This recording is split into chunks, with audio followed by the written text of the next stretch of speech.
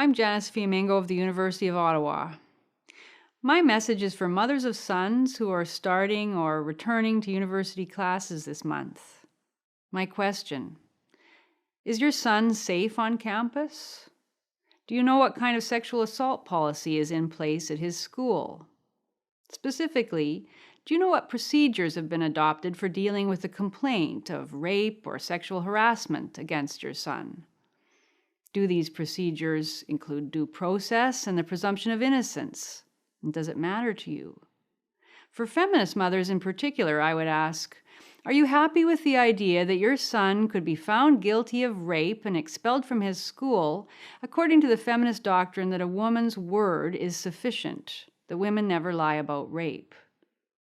The United States Department of Justice recently issued a press release announcing funding in the amount of $8.5 million to reduce sexual assault, domestic violence, dating violence, and stalking on college campuses.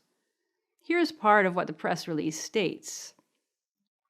Recipients of the grant money are required to conduct mandatory prevention and education programming for all incoming students and to train campus law enforcement and all members of campus disciplinary boards to respond effectively. Campuses can use funds to develop and adopt policies and protocols that prioritize victim safety and hold offenders accountable. There's a list of schools at the bottom of the press release that have accepted the funding. And to be fair to the schools, it should be said that they're under intense pressure from the government, as are universities in Canada, to institute such policies and procedures. If they don't do so, they risk serious sanction. In other words, this is a mess that is not necessarily of the university's own making, though it has certainly been capitalized upon by feminist activists and their allies within the university system. There are a couple of things to note about the press release. First, we have the reference to mandatory prevention and education programming for all incoming students.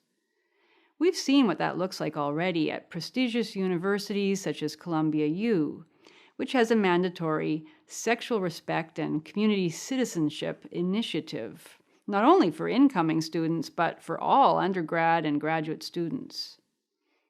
What are these prevention and education programs all about? Well, they all begin from the premise that rape, rather than being a relatively rare crime carried out by deviants and deplored by all right-thinking people, is a widespread male behavior, part of rape culture. According to these programs, rape is the way men assert power over women in a society of structural social inequality. Although not all men rape, all men benefit from rape, according to this theory, by keeping women in a state of fear. The message of these sessions is that in any sexual encounter, the woman is a potential victim, even if she appears to give her consent. The man always at least potentially guilty. If she was drinking alcohol, if she regrets the sexual experience afterwards, and even if she didn't enthusiastically consent at every stage. The message of such programs is that male sexuality is by definition linked to violence and subjugation. Female sexuality, in contrast, is to be celebrated and protected. These programs are a powder keg of unproven assumptions, victim fantasies, and blatant male vilification. Perhaps your son is resilient enough to shrug off the flagrant bigotry of such indoctrination sessions, though the rising suicide rate and incidence of mental illness amongst college-age men suggests that many are being adversely affected by all this shaming and blaming. But what happens if your son actually becomes the subject of a complaint to a university tribunal on a charge of non-consensual sex? Here things become very Orwellian very fast. Notice how the State Department describes the purpose of its policies and procedures, which is to, quote, prioritize victim safety and hold offenders accountable. Note that there's no presumption of innocence here. So if you thought impartial judgment, the judicious weighing of evidence, or the protection of the rights of the accused would matter to such university bodies, you'd be wrong. This is an initiative of the Office of Violence Against Women, after all, where women are assumed to be victims the moment they make a complaint, and where the men complained about must, by extension, be the offenders to be held accountable. There is reference in the press release, to be sure, to training for those who will make judgments affecting your son's standing at college. But this won't be legal training. These people are not lawyers, and they know nothing about how to investigate a criminal charge, conduct interviews, weigh evidence, examine and cross-examine witnesses, and so on. The emphasis is on prioritizing victim safety. In other words, the victim will not be rigorously questioned, her version of events will not be cross-examined, and counter-evidence by the accused will be regarded with suspicion or even ruled inadmissible. These disciplinary boards are by definition on the side of the victim, not the accused, and as a result, it can all too easily happen, as has happened, that male students are found guilty with no evidence except the accuser's claim, and frequently in the face of tangible evidence to the contrary. In 2013, Judith Grossman, an American lawyer, published in the Wall Street Journal an account of her son's ordeal at a small New England college. Grossman's son's experience is typical of what happens to a young man under investigation. He had to appear before a campus tribunal with just a couple of days' notice and without precise details of the charges against him, based on incidents that had occurred years earlier. He was denied the right to have a lawyer present and was not allowed to bring counter-evidence, details of the relationship, including emails and other correspondence.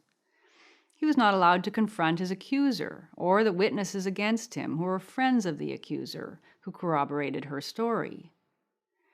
Fortunately, in his case, the charges were dismissed, perhaps at least partially because, as a lawyer, Grossman was able to coach and assist her son behind the scenes and to prepare his defense. I expect that she also brought some pressure to bear on the university administrators. In her article, she recognizes the likelihood that other young men, less fortunate, without her son's support system, would have been found guilty under the preponderance of evidence model in use by these tribunals. That means that guilt does not have to be established beyond a shadow of doubt. The tribunal must simply find it more likely than not that the alleged incident took place. It is staggering to consider how many men have thus been found guilty of assault merely because it seemed likely. Some of these men are now coming forward to clear their names, suing the universities for wrongdoing. Grossman makes a point of stressing her feminist allegiance and how the experience has shaken her confidence. She says, "Until a month ago, I would have expressed unqualified support for Title IX and for the Violence Against Women Act, but no longer."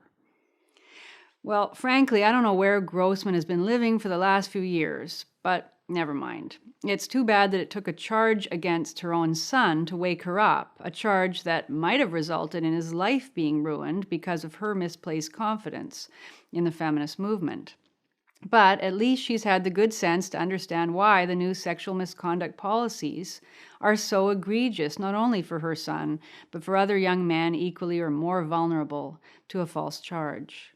Grossman's article suggests the answer to the question, how could it happen that in a few short years such policies could go from being the triumphalist fantasy of feminist ideologues to the sledgehammer reality of schools all across North America?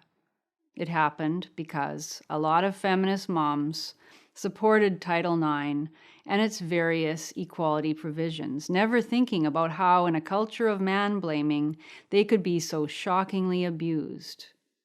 Some mothers are now speaking out. A group called Families Advocating for Campus Equality, a small group of California mothers, has begun distributing flyers to young men on campuses, warning them about the bizarre situation that now exists. The flyers tell students, if she has touched alcohol, do not touch her. The flyers also advise students to, quote, document and save her consent. Never delete email or text conversations. Your college will treat you as guilty under current interpretations of Federal Title IX, the flyers state. Students are advised to consult a lawyer as their school, quote, will not help you prove your innocence. Prepare to fight for your future, they exhort. One can only hope that the numbers of these concerned mothers will swell until university administrators can't afford to ignore them. One can only hope that, ashamed before the rising tide of outrage at the injustice being done to men on university campuses, administrators and government officials will disband their disciplinary boards and will rethink the whole manner in which claims of sexual assault are handled. For those of you thinking about your daughters, worried about the alcohol-fueled hookup scene on so many university campuses, yes, that's a legitimate concern. But there's no security for young women in a biased and slapdash disciplinary panel inclined to find men guilty. If your daughter ends up ashamed and confused after one or more sexual encounters with boys she barely knows, her humiliation and lostness will not be healed by making a false allegation of rape. We do young women no favors in encouraging them to take no care for their own sexual well-being and then to betray others and themselves with self-justifying lies and fabricated innocence. Ruining the lives of our young men will do nothing to redeem the sexual brokenness and emotional sterility of our present cultural moment. So come on, moms, get ready to fight for your sons.